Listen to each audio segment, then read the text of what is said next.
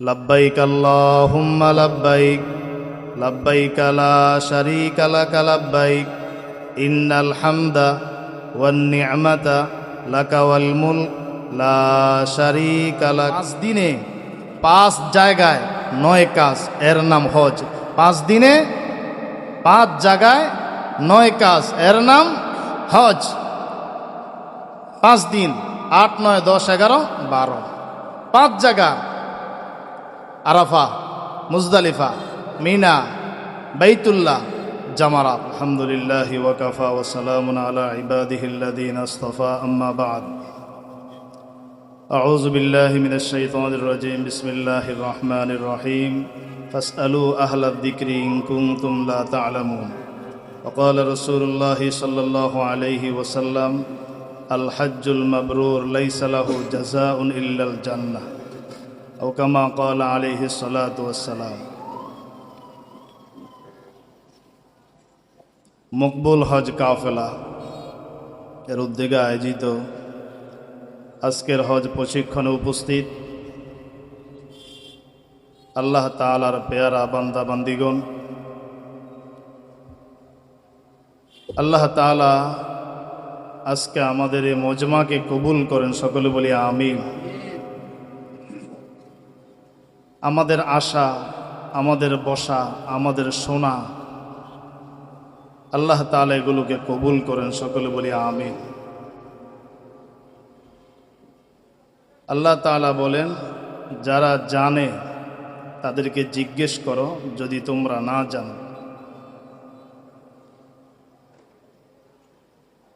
হজের বিষয় ইসলামের 5 রুকনের মাঝে সবচাইতে গুরুত্বপূর্ণ। যাওয়া হয় কম।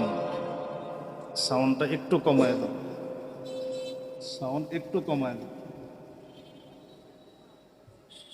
এই জন্য বারবার শোনা, বারবার শিখার চেষ্টা করা, আমলের নিয়তে শোনা। যদি কাগজ কলম থাকে, আমি দরখাস্ত করব যে একটু কিছু জিনিস টুকে রাখলে ভালো হয়। আমিও কিছু কথা আপনাদেরকে শেয়ার করছি। ওলামায়ে কেরাম, মুফতি সাহেবগণ আছেন, খুবই আহাম নুরানি কথাগুলো আপনাদেরকে শোনাবেন। বিস্তারিত আলোচনার সুযোগ নেই। আমরা জানি হজ কয় প্রকার, বলেন না হজ কয় প্রকার? 3 প্রকার: হজ্জে ইফরাদ, হজ্জে তামাত্তু, হজ্জে কেরান। আমরা যে হজ করব এটা হজ্জে তামাত্তু। এই নিয়তটা আমার থাকতে হবে। একই হজে উমরা এবং হজ, একই সফরে উমরা এবং হজ। উমরা করে আমরা হালাল হয়ে যাব,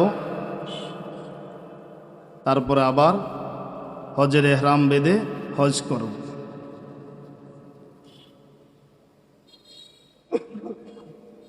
প্রথমে আমরা বাসা থেকে বা হাজি ক্যাম্প থেকে ইহরাম বাঁধব। পবিত্রতা অর্জনের পর গোসল করে সুন্নত আমলগুলো সেরে ইহরাম বাঁধা, এটা সুন্নত। ইহরামের নিয়ত করা, ইহরামের কাপড় পরা। ইহরামের কাপড় পরে 2 রাকাত নামাজ আদায় করো। প্রথম রাকাতে সূরা কাফিরুন, কুল ইয়া আইয়ুহাল কাফিরুন। দ্বিতীয় রাকাতে সূরা ইখলাস, কুল হুয়াল্লাহু আহাদ। এটা উত্তম। অন্য যে কোনো সূরা দিয়েও পড়তে পারি। নামাজ আদায়ের পরে আমি মুহরিম হয়ে যাই নাই। হজের বিধিনিষেধ, এহরামের যে বিধিনিষেধগুলো, এগুলো পুরাপুরি আমার উপরে এখনও বার্তাবে না। আমাকে নিয়ত করতে হবে, তালবিয়া পড়তে হবে। এই নিয়তটা আপনি হাজি ক্যাম্প থেকেও করতে পারেন, বিমানে উঠেও করতে পারেন, 1 ঘন্টা পরেও করতে পারেন। সতর্কতামূলক একটু আগে করাটাই ভালো। বিমানে উঠে বসলেন, ঘুমায় গেলেন, আর এই ঘুমে যদি মিকাত অতিক্রম হয়ে যায় তাহলে আবার বিপদ। আমরা নিয়ত করব কিভাবে? আমি হজের নিয়ত করলাম, নাকি? আল্লাহ তুমি সহজ করো, কবুল করো, এটাই তো। এটা করলে হবে? আপনি তো বিপদে পড়ে যাবেন। সেই হজের আগ পর্যন্ত পুরা দীর্ঘ সময়টা আপনি ইহরাম অবস্থায় থাকবেন কিভাবে? প্রথমে আমরা উমরার নিয়ত করব। কিসের নিয়ত বলেন না? কিসের নিয়ত? আয় আল্লাহ, আমি উমরার নিয়ত করলাম, তুমি কবুল করো, সহজ করো।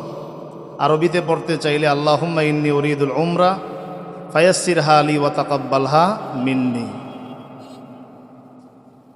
এরপরে আমরা তালবিয়া পড়ব একবার, তিনবার পড়া ভালো। লাব্বাইক আল্লাহুম্মা লাব্বাইক, লাব্বাইক লা শারীকা লাকা লাব্বাইক, ইন্নাল হামদা ওয়ান নি'মাতা লাকা ওয়াল মুলক লা শারীকা লাক।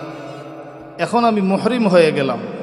চুল কাটা, নখ কাটা, মিথ্যা কথা, ঝগড়াঝাটি, মাথায় কাপড় দেওয়া ইত্যাদি ইত্যাদি, যেগুলো এহরাম অবস্থায় নিষেধ, সেগুলো আমাকে সতর্কতার সাথে সেগুলো এড়িয়ে চলতে হবে।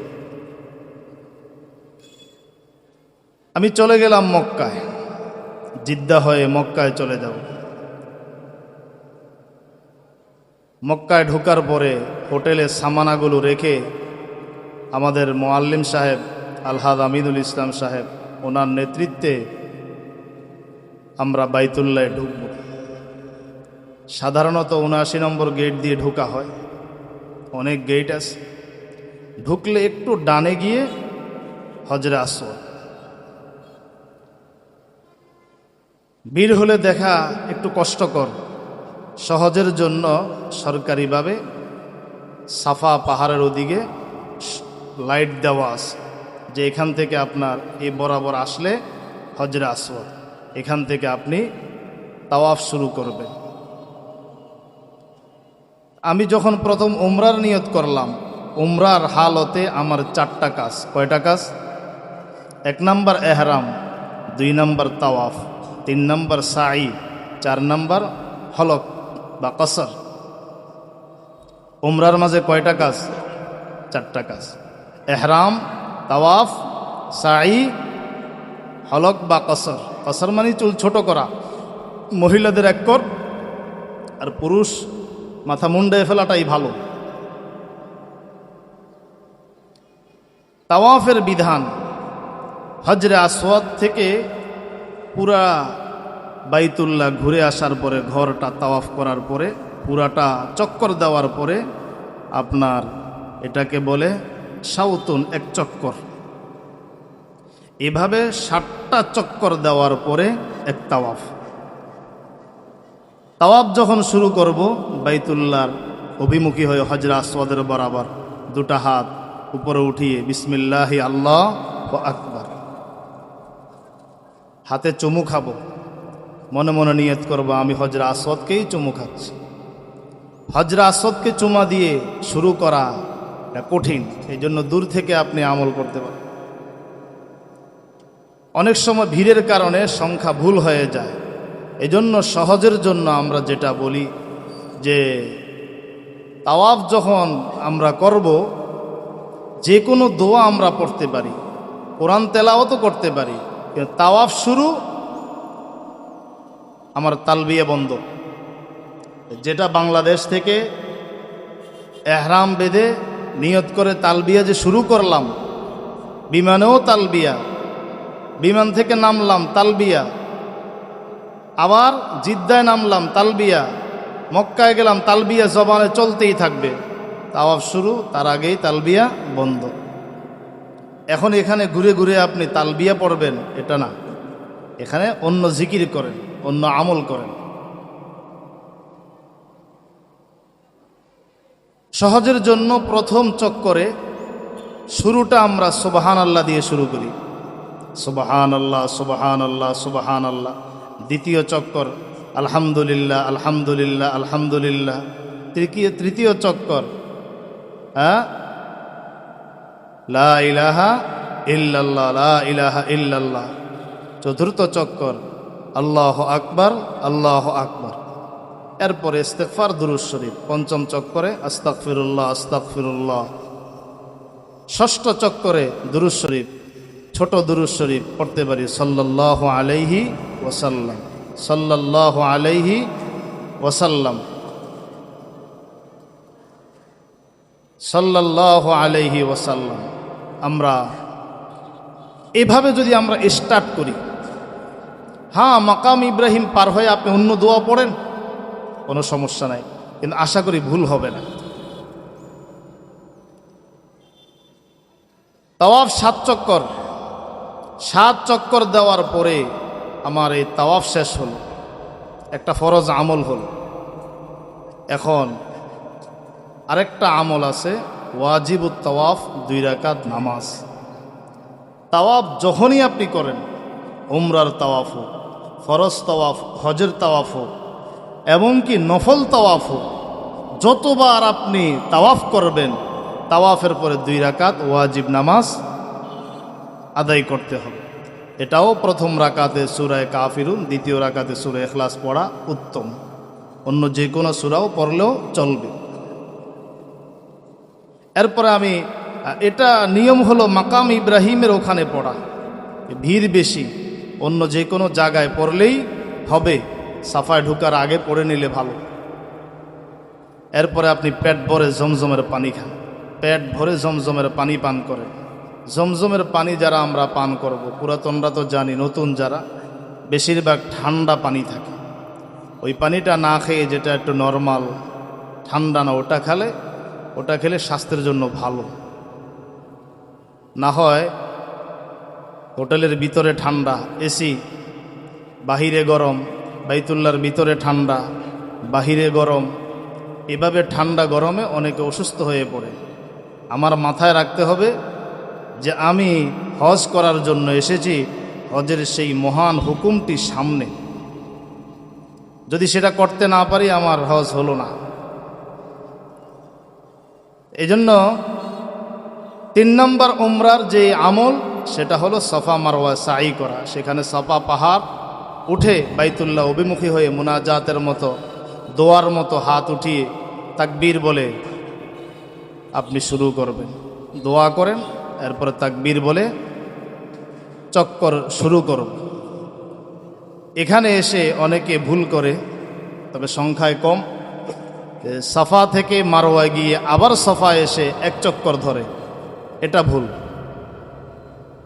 সাফা থেকে মারওয়ায় আসলে 1 চক্কর, মারওয়া থেকে আবার সাফা পাহাড়ে আসলে আরেক চক্কর, এভাবে 7টা চক্কর হিসাব করলে এই সাই শুরু হবে সাফা থেকে, শেষ হবে মারওয়া পাহাড়ে গিয়ে। সাফা থেকে মারওয়ায় গিয়ে 1 চক্কর, এরপরে আবার দোয়ার মতো হাত উঠিয়ে আল্লাহু আকবার বলে আরেক চক্কর শুরু করেন।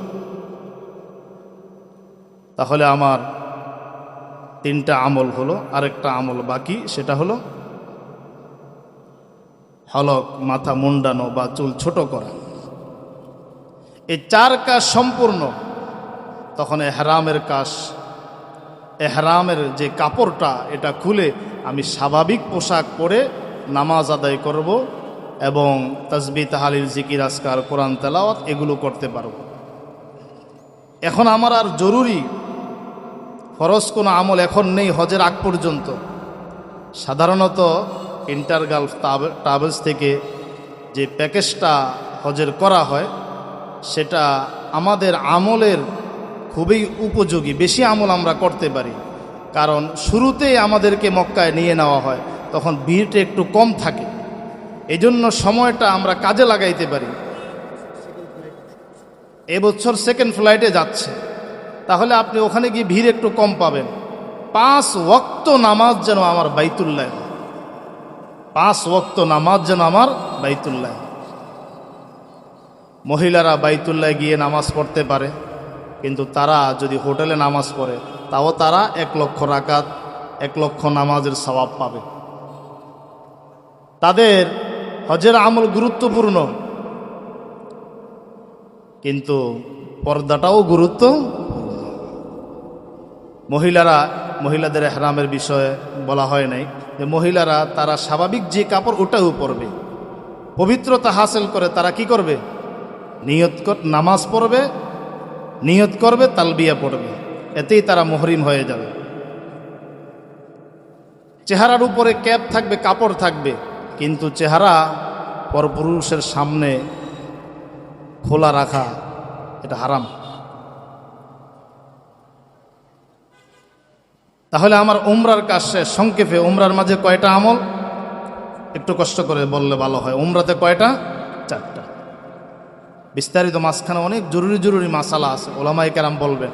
আমি সংক্ষেপে পুরাটা আপনাদেরকে একটু আলোচনা করতে যাচ্ছি। প্রথমে এহরাম, তারপরে তাওয়াফ, তারপরে সাই, তারপরে মাথা মুন্ডানো। এরপরে আরেকটা মাসআলা এখানে আসে, এক সফরে ওখানকার অনেক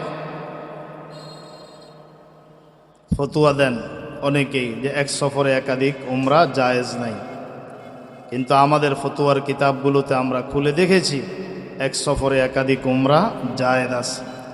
আপনি আপনার মায়ের পক্ষ থেকে, বাবার পক্ষ থেকে মিকাতে গিয়ে এহরাম বেঁধে আপনি উমরা করতে পারেন, কোনো সমস্যা নেই।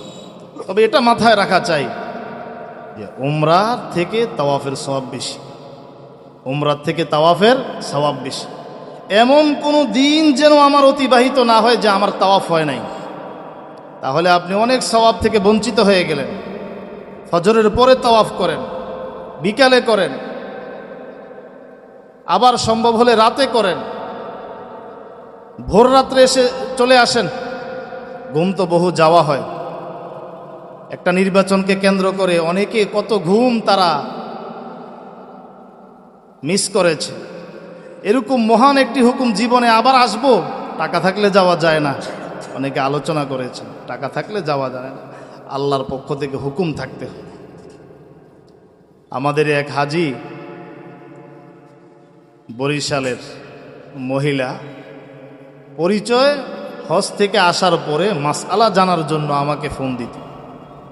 যাই হোক, তিনি হজ করে এসেছেন, আবার নিজের ছেলে মেয়ে জামাই এদেরকে নিয়ে উমরায় গিয়েছে।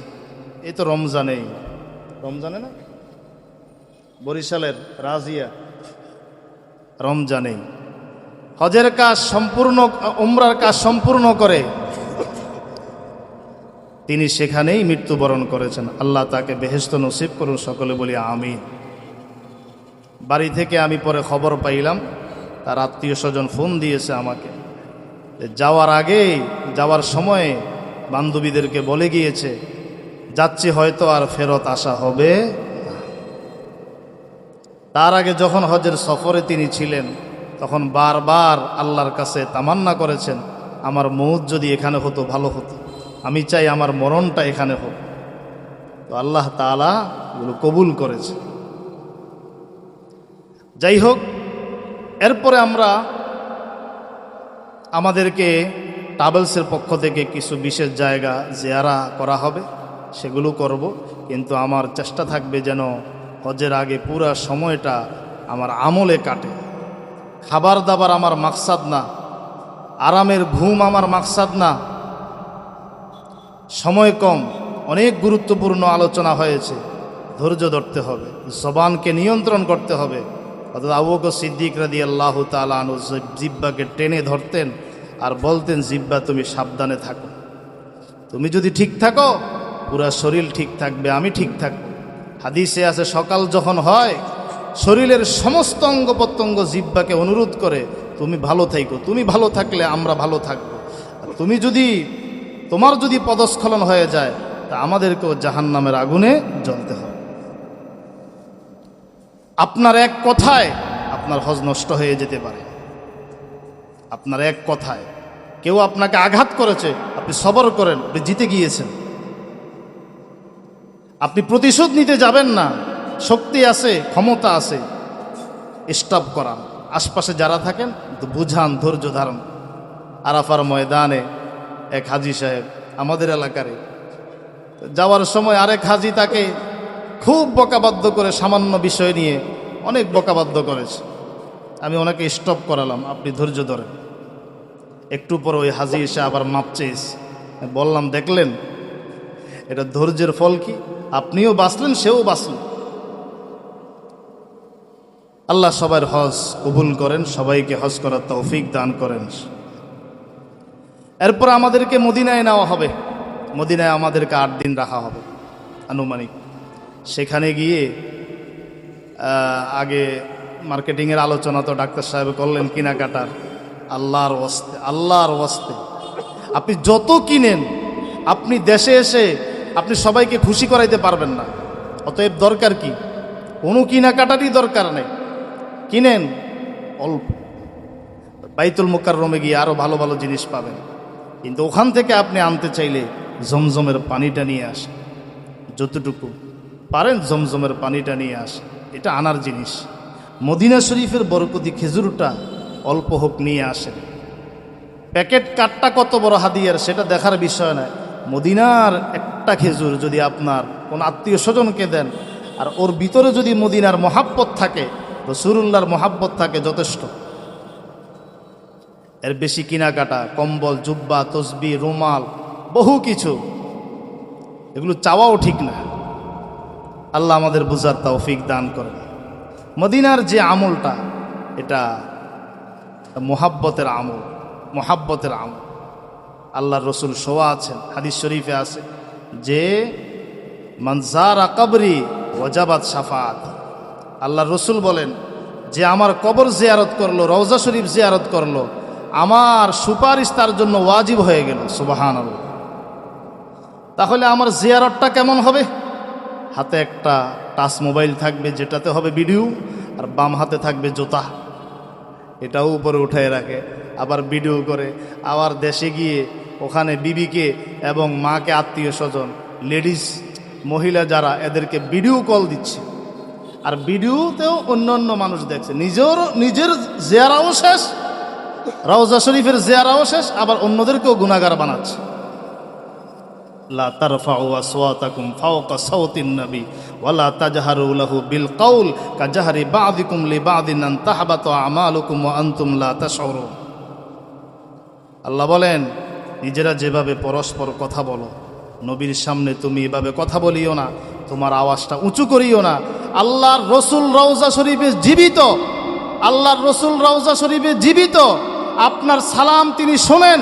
অতএব বেয়াদবি হয়ে গেলে আপনার পুরা সফর, আপনার লক্ষ লক্ষ টাকা, আপনার সব বেকার যাবে, বিফলে যাবে। দয়া করে জুতাগুলো ব্যাগে ঢুকায় রাখেন, পিঠের পিছনে রাখেন, হাতের প্রয়োজন নেই। মোবাইলে বাহিরে গিয়ে ভিডিও করেন, এখানে এসে ভিডিওর জন্য চেষ্টা করবেন। নিজের আমলটা যেন শুদ্ধ থাকে। নিজে বাঁচুন, অপরকে বাঁচান। আল্লাহ তৌফিক দান করেন, সকলে বলি আমিন। এখানে এসেও এক বর্ণনায় মক্কা শরীফে এক নামাজে 1 লক্ষ নামাজের সওয়াব, এবং মদিনাতুল মুনাওয়ারায় ইবনে মাজার বর্ণনায় 50,000 নামাজের সওয়াব। অতএব দেশে আসলে সওয়াব পাবো না, রুকু সিজদা আর কত দিব? জায়গা মতো যখন আল্লাহ নিয়েছেন, সময়টা কাজে লাগানোর চেষ্টা করি। হার নামাজ মসজিদে নববীতে গিয়ে আদায় করার চেষ্টা করি। আল্লাহ তৌফিক দান করেন। আল্লাহ সবাইকে সুস্থতার সাথে কাজগুলো করার তৌফিক দান করেন। মদিনার আমল বেশি বেশি দুরূদ শরীফ পড়া, বেশি বেশি দুরূদ শরীফ পড়া। অন্যান্য আমল, জিকির, আজকার, যারা কোরআন তেলাওয়াত পারি, মসজিদে আগে গিয়ে ওখানে কোরআন শরীফ রাখা আছে, কোরআনে কারিম। আমি চেষ্টা করি, মক্কায় সময় তো বেশি থাকা হবে, কোরআন পড়তে পারলে 2টা খতম 3টা খতম দেওয়ার চেষ্টা করি। মদিনাতুল মুনাওয়ারা নবীজির রওজা শরীফের পাশে মসজিদে নববীতে আপনি বসে বসে একটা খতম হলেও দেওয়ার চেষ্টা করেন। আল্লাহ তৌফিক দান করেন। সেখানেও বিশেষ দর্শনীয় জায়গা আছে, মসজিদে কোবা, আরও বিভিন্ন জায়গায়, ও বিষয়ে আমি যাচ্ছি না, সময় কম। এখন মদিনা থেকে আমরা বের হয়ে মসজিদে জিল হুলাইফে একটা মিকাত আছে। আপনি যখন মক্কায় হজের জন্য আসবেন, জিল হুলাইফে মসজিদে এখানে এসে আপনি নিয়ত করেন। এহরাম হোটেল থেকেও বেঁধে আসতে পারেন, অথবা এখানে এসে এহরামের কাপড় পরেন, 2 রাকাত নামাজ পড়ে নিয়ত করেন, তালবিয়া পড়েন, আপনার হজের কাজ শুরু। হজের মৌলিক কাজ হলো 5 দিনে, কয় দিনে বলেন? 8, 9, 10, 11, 12, 8, 9, 10, 11, 12। এই সময়টুকু যেন আমি সুস্থ থাকি, সেজন্য আমাকে একটু প্রিপারেশন নিতে হবে। তার আগে এখানে ওখানে দৌড়ায়া সফর করে মার্কেটিং করে যদি আমি অসুস্থ হয়ে পড়ি, মূল কাজ তো আমি পারলাম না। এজন্য এই 5 দিন তার আগে আমি একটু রেস্টে থাকি, যেন আল্লাহ তাআলা আমার এই গুরুত্বপূর্ণ 5 দিনের জটিল জটিল কাজগুলো, কষ্টদায়ক কাজগুলো আল্লাহ তাআলা সহজ করে দেন। এই এতক্ষণ পর্যন্ত যা করলেন অত কঠিন না। আপনি এখান থেকে ইহরাম বেঁধে মক্কা গেলেন, সহজ। বিমানে উঠলেন, বসলেন, নামলেন, তো তাওয়াফ করলেন, সাফা মারওয়া সাই করলেন, উমরা করা সহজ। কিন্তু হজের বিধানটা একটু কষ্টকর। লক্ষ লক্ষ হাজি যখন একসাথে জমা হয়, আগের যে ফ্লাইটগুলো, কেউ আগে যায় মক্কাতে, আগে ঢুকে তাদেরকে পাঠায় দেয় মদিনায়, আবার কেউ আগে মদিনায় ঢুকে তাদেরকে পরে পাঠায় মক্কা। কিন্তু হজের সময় তো মদিনায় বসে থাকলে হবে না, যার কারণে যত হাজি সফরে আসছে সবাই এখন একসাথে আরাফাতে, সবাই একসাথে একই সময় মিনার মাঝে, সবাই একসাথে একই সময় মুজদালেফায়। অতএব যানজট হবে, কষ্ট হবে, ধৈর্য ধরতে হবে। ওই সময়টা খুবই গুরুত্বপূর্ণ। ধৈর্যের পরিচয় দিতে হবে এবং শরীর যেন সুস্থ থাকে, আগ থেকে অ্যালার্ট থাকতে হবে। 8, 9, 10, 11, 12 বলেন। 8, 9, 10, 11, 12। তাহলে আরাফা, মিনা, মুজদালেফা, জামারাত আর কি বাইতুল্লাহ, এই 5 জায়গায় 5 দিনে 9 কাজ। বলেন 5 জায়গায় 5 দিনে 9 কাজ। হজের টোটাল বিষয়টা আমার সহজে মুখস্থ করার জন্য আমার এই থিওরিটা একটু বা এই বিষয়টা একটু স্মরণ রাখলে ভালো হয়। 5 দিনে 5 জায়গায় 9 কাজ। 9 কাজটাকে আমি সংক্ষিপ্তভাবে শেষ করছি। 9 কাজ হলো 9 কাজ। হজের ফরজ 3টি, ওয়াজিব 6টি। হজের ফরজ 3টি, ওয়াজিব 6টি। হজের ফরজ এহরাম, 2 নম্বর ফরজ তাওয়াফে জিয়ারত, 3 নম্বর ফরজ আরাফার ময়দানে অবস্থান। আরাফার অবস্থানটা আগে হবে। এহরাম, ওকুফে আরাফা, তাওয়াফে জিয়ারত। এহরাম, ওকুফে আরাফা, তাওয়াফে জিয়ারত। এহরাম, ওকুফে আরাফা, তাওয়াফে জিয়ারত। আর হজের ওয়াজিব হলো 6টি। মুজদালেফায় অবস্থান, তারপরে মিনায় পাথর মারা, কোরবানি করা, মাথা মুন্ডানো, সাই করা, বিদায়ী তাওয়াফ। সাই করা, বিদায়ী তাওয়াফ, এই 6টা কাজ আমরা আবার একটু বলেন। মুজদালেফায় অবস্থান, এরপরে পাথর মারা, 10 তারিখ পাথর মারা, ফজরের পরে আমরা চলে যাব পাথর মারা মিনায়। প্রথম দিন পাথর মারবো আমরা, প্রথম দিন পাথর মারব বড় জমরায় 7টা পাথর মারব। দ্বিতীয় দিন প্রত্যেকটায় 7টা 7টা করে 21টা। তৃতীয় দিন প্রত্যেকটায় 12 তারিখ 7টা 7টা করে 21টা। তাহলে 3 নম্বর ওয়াজিব কোরবানি করা। আমরা মিনায় তাঁবুতে এসে বসে থাকবো, আমার কোরবানিটা হয়েছে কিনা মেসেজ আসা পর্যন্ত অপেক্ষা করব। এরপরে আমি কি করব? মাথা মুন্ডাবো। 5ম সাই করব।